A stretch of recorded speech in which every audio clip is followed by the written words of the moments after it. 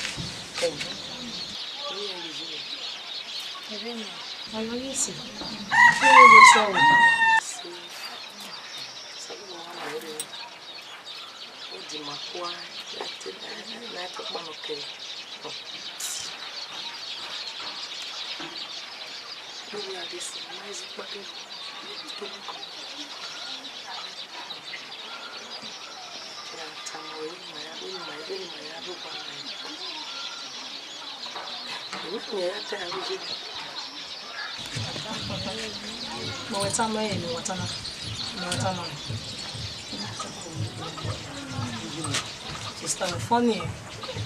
Or one am telling money. In no get boy, she name ya. But who complain? In no get boy, oh she. A school woman job. Even though they are here too. Well, and the message we send yourself. Now me na. They do a compliment by you. You know, can't school, Nigeria. Can't school. Also, why you school? Why me not going to? Why the living area? Pamela, school. Why will the rest stay? We are shining many. You like sofa? Who like a sofa? Who like a sofa? So that for me, me not banning. People don't be an little pass here. You can't wait. I will do our job, woman, job, that woman not bow. Come here with a bear here to where just grumbling to Minuna. Sister Lau, I don't marry. I do a complain, man, a real night. Now, go ya it's a boy may go with it. Now, who go to Momo, you just say, yeah, I wouldn't be Lao. Now we go. Equally good. Mommy go. Yes. Okay. Oh, we are here. Why happy? Why happy? The room do a bottle of rubber. We are me going to be in now. We are only in the I go. You are saying do. You are thinking now. It's okay. It's okay, father. By this time, don't just say, no go live right, but already you do. It's okay. But you know, how are you having a more? Don't know what don't Lani said, Gain what's another. It's okay. Oh, when we make a real of where we are looking. Who was is okay? No one will father. Father no. Father no, yeah.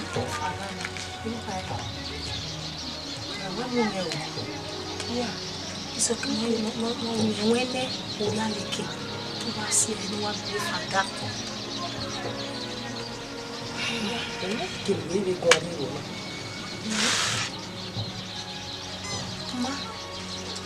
Oh, e muta ori go mutani worry. Ya sedo. Ni ma ka sedo. Mo ge we original. I'm saying this life. You know your way I do at this point. Eh, o gago give o. Who go dey suffer now, dey suffer me, huh? Yes now.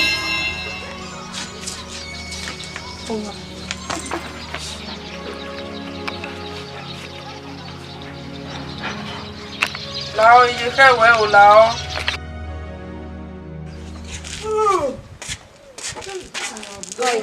Where wanna walk balo kan.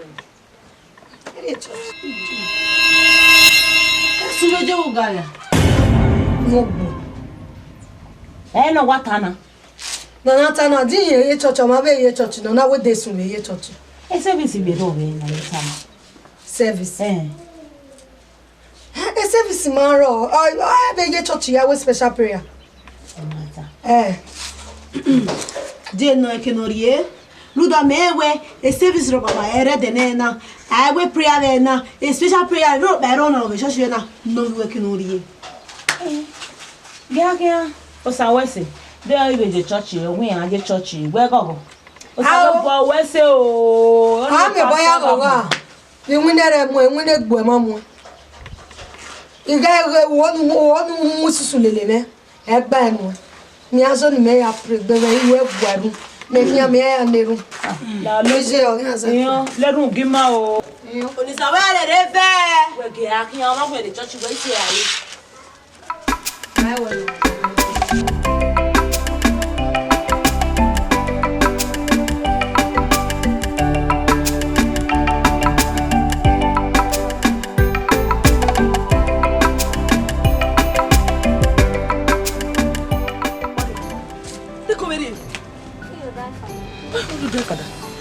Why kogbado? If I my why we zo there? You only say ya hand plan ni.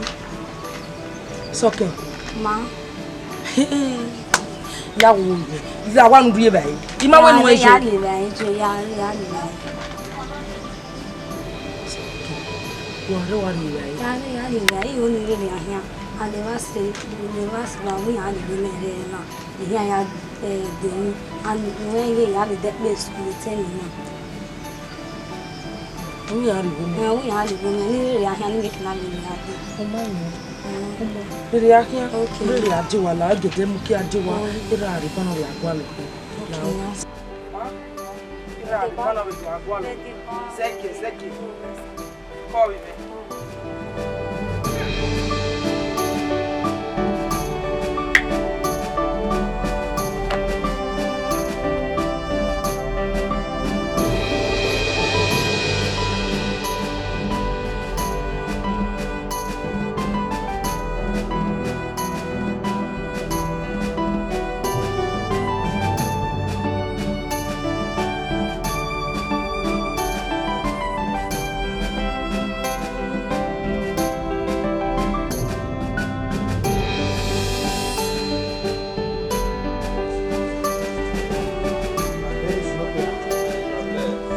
May the peace of the Lord be with you.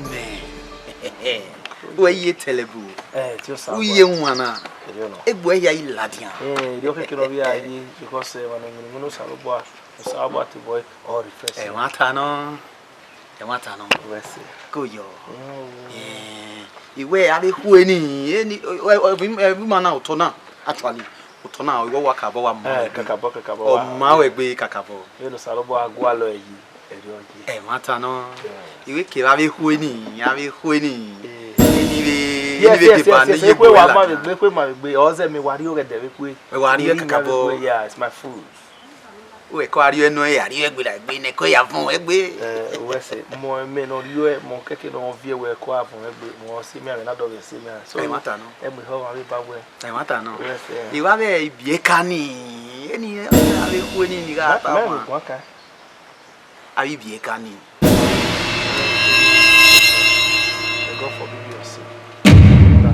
Anybody not read how where Ohun Sabwa? Oh, yeah, oh, you see in here. You know, I carry a little one, so I bought all your royal. So, on behalf of where to who not seen on my head, you will say, I know you can wear a boy. Hey, we give it a large and we're doing what? Say, Brother Dennis. So, where I will be a kid. Yeah, very only. Gay. Most about where a fool at them. Can't not my will be having now. That dog ever will not, my Fatima. I will not so you with your man. Or my man will be anyway. I will be Maria. Then we echo a low belly with my baby. So when that way, I call log any waggy, that dog, a quality, a will cross a party. Name I was about one party. Go after me, go before me. Who wait a yaku? Sabo a cow, you can let me. You say we have a famous about across the party. You may win me to live another my way. I mean, you know, so no. My baby, yeah. Yemi, I know, so no. Root out with that paper to go to we son out here. Mommy, where the no by the way. They will go over the West End and go over and let's cross the party. I will win with tiny. Yeah, you will be where I be Lobelly men. Where I Lobelly when they are Lobelly men. Where you are, my brother.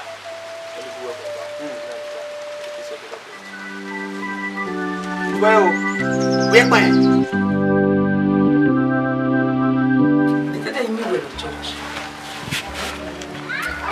Okay, no. Yeah, what I can do that.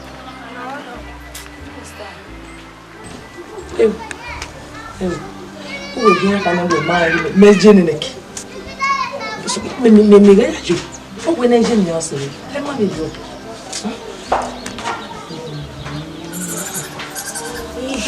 Ibe kama na iya gwa be jume me go ge ya we serious yo yana ya gwa ma ojo bu ba sare me no gwa junior yo no obi we se so gba no we le ya no ari no so salobo ancho era o saudi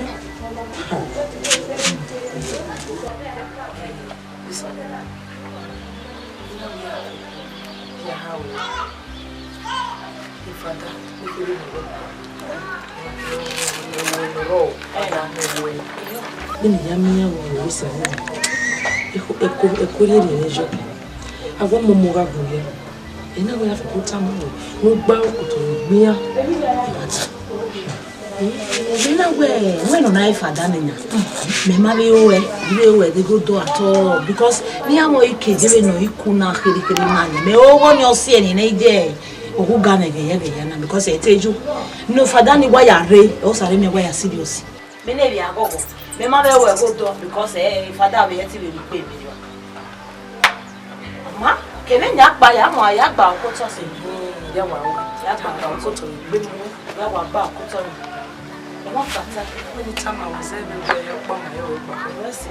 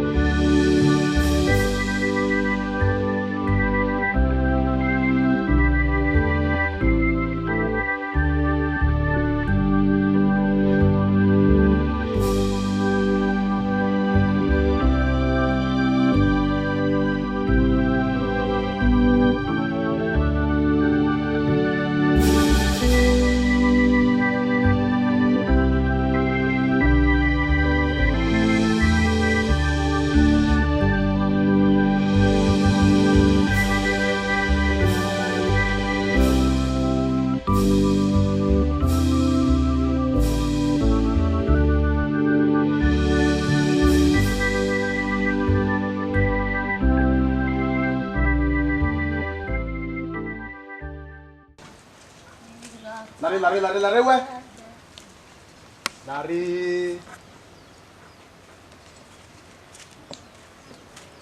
Edavo. Oye na. Oye se ye wa me gbe mara.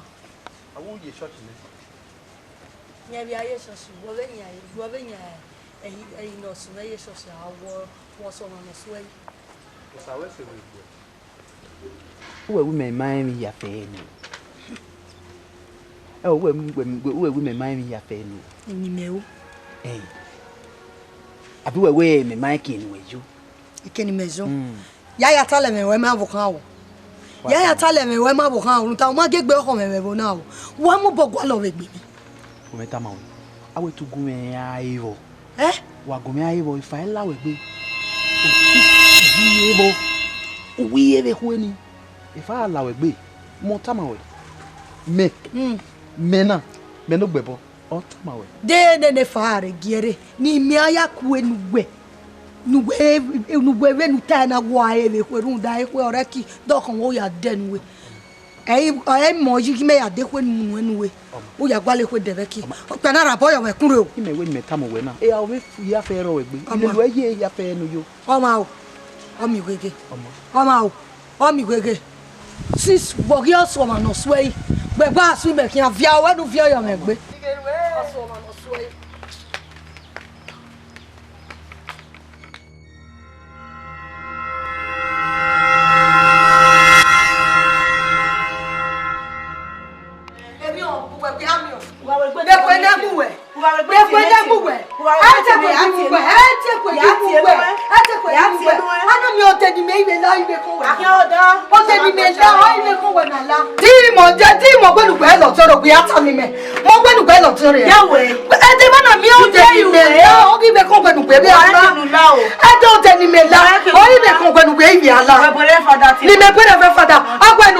Baba message the second reference for that. I met him. I don't know if you know. I don't know if you know. I don't know if you know. I don't know if you know.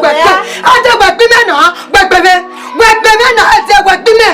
Baby, no good. Then when I'm on the reference for that, I'm a one of the let maybe soon. And I know that maybe that way. I don't know if you know. But baby, I met Hannah. But baby, no. I don't know what. I don't know what. I don't know what. I don't know what. If I'm a put here, this way, also for my go.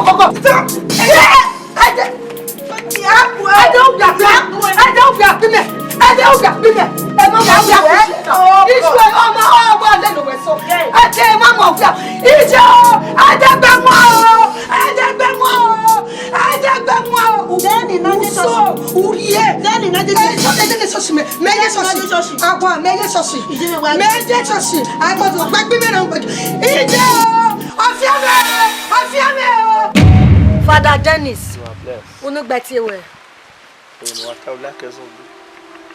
Father Dennis, we wa lo ewo na. O magi mi e obo ko nu wa mu pepe na wo ti menekere. E ogu ya mu pepe. Na mi e de no de ma wo ti menekere ya gbi na ye nu wewo wa. Father Dennis.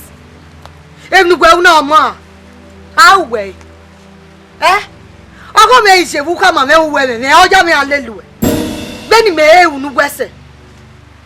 Eri we ya si me weregbe. Una ya lo be cut menekere. Owo te ke no wo gbonu na. Owo te ke no wo gbonu na. Gbe no sa bo wa be duwo no na. Utalo for it. Okay. You know he came in after years the matter no buru na. Not of correction ya only correct you yesu. Okay no kiwo. Okay no taba we eri medu gua agu wegun fa o. Ero ya so. We ma gbe megun. Oye wo me. Emi o pa ni yere gi ka ma we ina we wa mose. O ka ke no ye o se we na udo ya go sabo no ari ku ga. Eri ta se ke ba pa ko ma de ne o ye gun ehe we a. Me. Ke ba pa ma gun ehe we. E o ya aku me le ga bo ya kan. Ya we ni ya ku e o. We we le kula. Ya we ni ya ri o. Ya ri so. We we le kula na we. O ma ke no labor ife. O ja me ya wo. O go tun we no ro ni. Ti gwa lo eso wa. Ina gwa na ka ma we. Enwe ye man of God. Mo ye doke do ku. Ma ye wo we no wa mo yo go eni.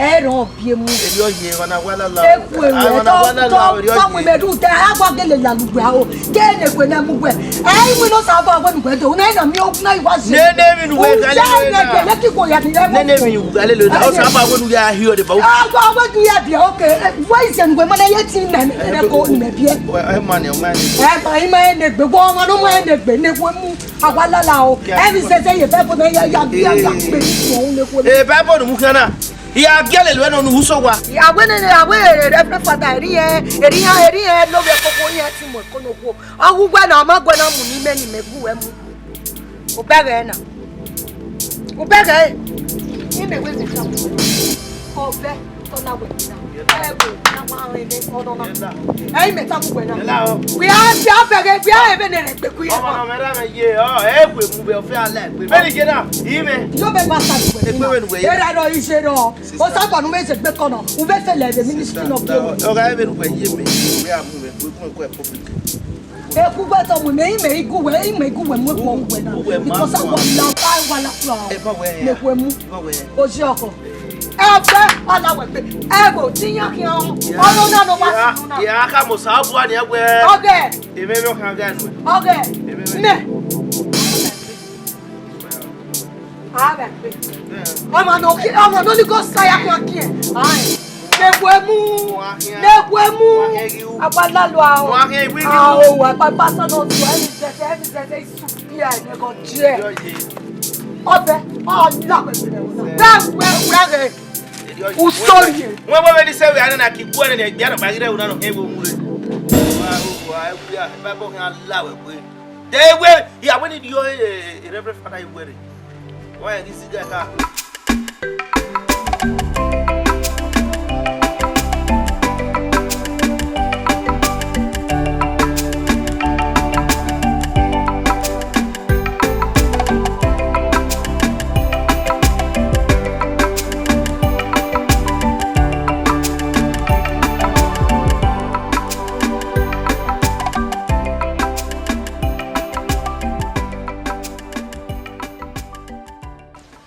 Nekwemu obawa we otere no tere eri o ya ya keke wa igba na kina ko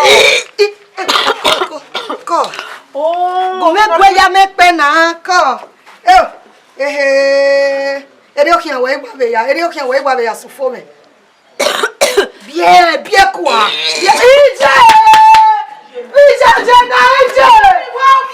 Ije la no wo ko gwe. O me ye no no we igwe ama. De ma, wo ma ko le. Yi. Ni meta na. We. Tete no sun. Eri o ya sun. Ije ton ama. Ije je fi fan. Isi me de ni meta. Wa na mi akwa apon wo na wa ri o me. We ma be wo na e ton ama. Ya la kwa go to to re atukun no ke fu. E to re be na se na.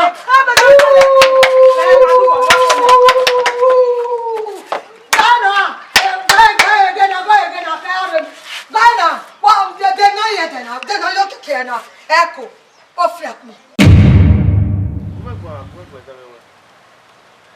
Kí ló dé adé? Ìmẹ́wé ni ìgbìmẹ̀wò rẹ̀. Ọ̀dìrí wí yàn wọ́n. Wẹ́. Ṣé tí ẹ o àwọn ó dáwọ́ ẹ̀wẹ́ dókítà náà ká examine ẹ̀wọ̀ àwọn. Gẹ́tì rẹ̀. Wọ́n ti mọ̀ ẹ̀wọ̀ tí táwí yàn wọ́n. Ìyẹ́wé ni ìgbìmẹ̀wò rẹ̀ náà. Owó bẹ̀ yìí bí ẹ̀. No, they got be obey my for my vie. Oh, glory be to God. When we are being it, that you can see you are doing malaria. No, that even though you might be a fever, you know. Was a chemist if I don't do fever, you are in wetara ya fe or you do food. So, by God so do but what you call malaria, a purge, you do purge by malaria. Malaria. It went here. Ik ben weer alweer door mee. Hier weer, als jullie nog niet zien, maar nu gaan we gewoon mooi lang. Oh, okay. No, you know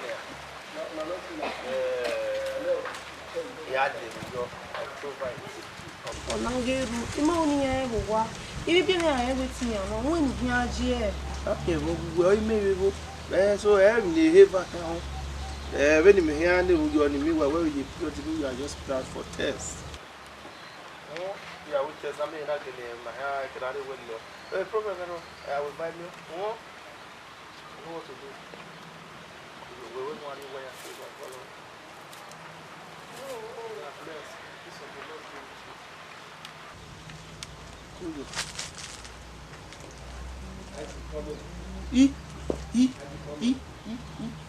You cannot do a fire road, maybe. What you fire? I came here go vet.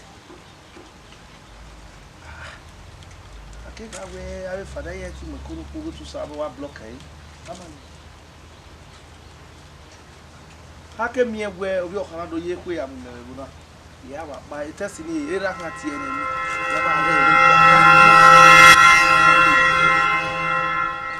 Some Marilla. Ijo. Sabe me? Why? Why? You want to go to the lawyer? Oh, yeah, well, a woman away. Who may I take care of my way of Pamo? What a woman around?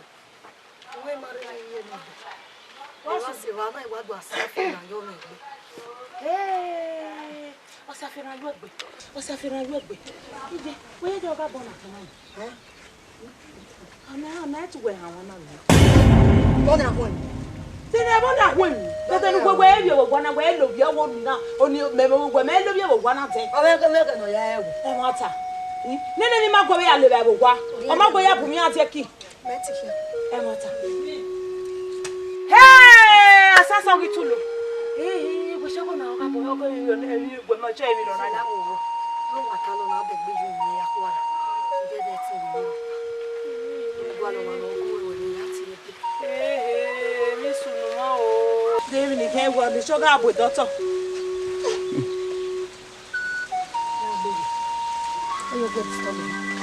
Hey!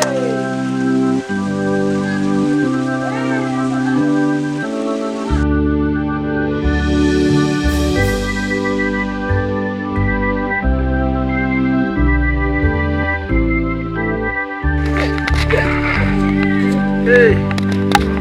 Oh, glory to Jesus. Honor to me. What do you want to Wait. No.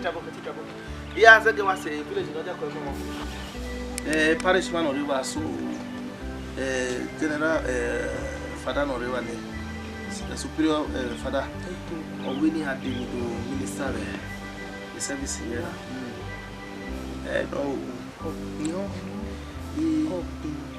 You were much more. Oh, boy. Here go up one kind of way. One way, family carry a fair less privileged. For not 3 days I'm back. I cannot live here. No. Why? No. This one will not be so near your late. Near your late.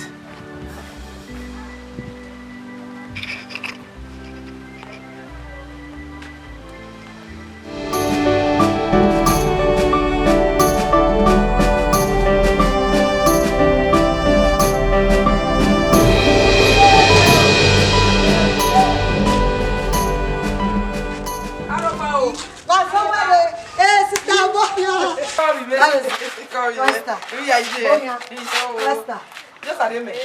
Go. Forward.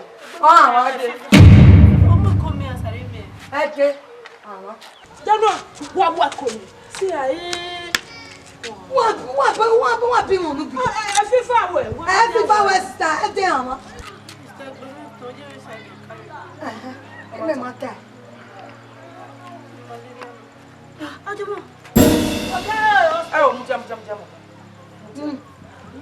Oh, mono go where you walk. Oh, where you far away. Where my mom will be, my guys. Ni beketa, ije me mami level. Mami level, Paul. Me where FIFA no. FIFA. Oh, na wa. Mama you go kan we o high. You talk here. Okay. Ah, di Maria. O dai doctor na. Ya be. We go dey FIFA we. E fe jino na we ata na ogun na omo e ko na me baba. Oni me. Oh, no, Ọba ko mu ya soto. E po ni eke.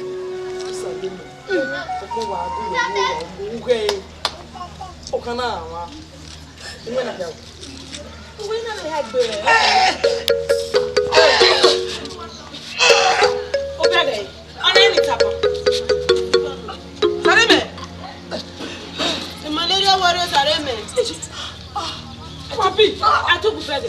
Sademe, malaria woro Sareme. Hey, Samire. Salopwa. Mama Gijeni ele mine. Sademe.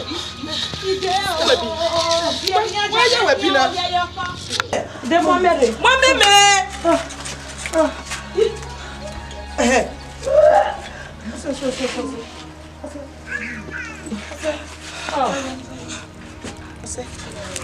Oh. Hey. Go. Ije. Wana kina fifa na. Fifa wa wona. Mo ijo webi na. Gumegun. Sareme. Ori wa fe mi. We gwa wo iwe na. Ori le ka me. We te mi no we. Sareme. E o lare ya no wata. Ntia di ijo wa masechi no wata me an no wata. Na ya. Tebe nu mo. Me fifa no. Tema tamare. Uwe ma bi ju e ri ma je. Meme.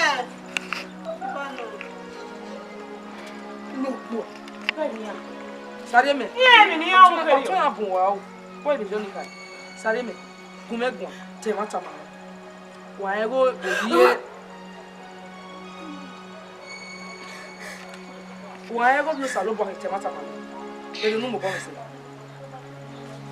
Tebe nu mo bo me se. Tayo.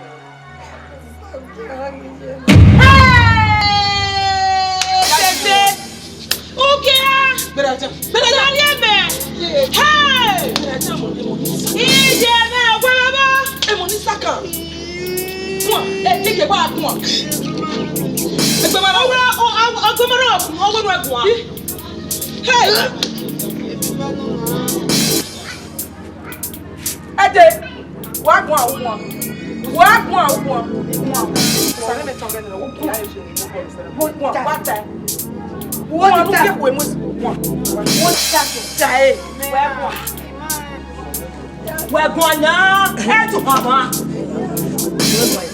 Mo ko viva. Malaria. gumegun. We gun na. Fada negere. Fada le do mo. Ita. E fada. Gbere mo. Ja ke ba ta. Na ga duje. Tomo. Siki nana. Nyeno. Fada me ko.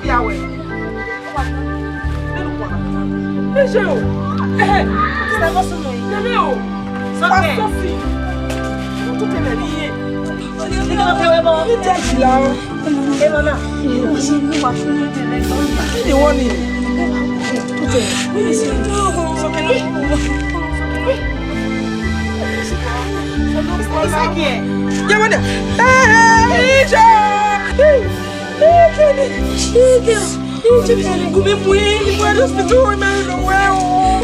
Y me lo vas a que no me veo. Eso que la hago con el puño.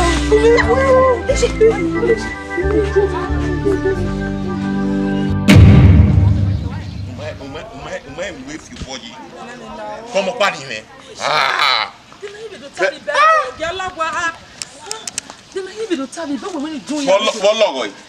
Bologoi. Eh? Bologoi. Wa ari edo, wa ari oyinegun me. Como panime.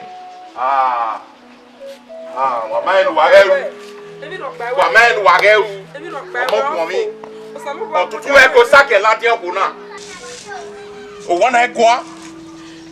O wana egwa kuna, o wana egwa. Obi me.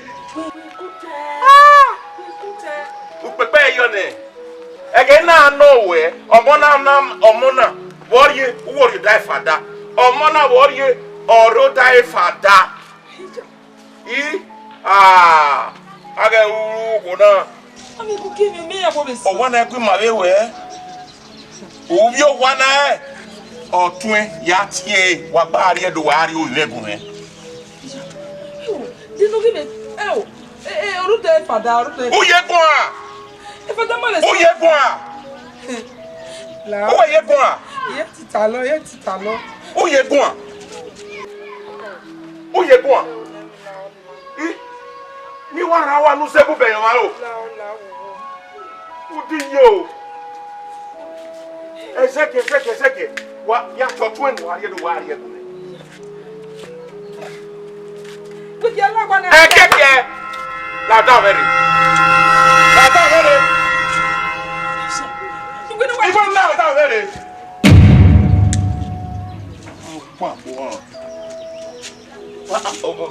Ọkùn mi kan tuntun ẹ kó ságẹ̀ ládìyàn ìyẹn náà ní.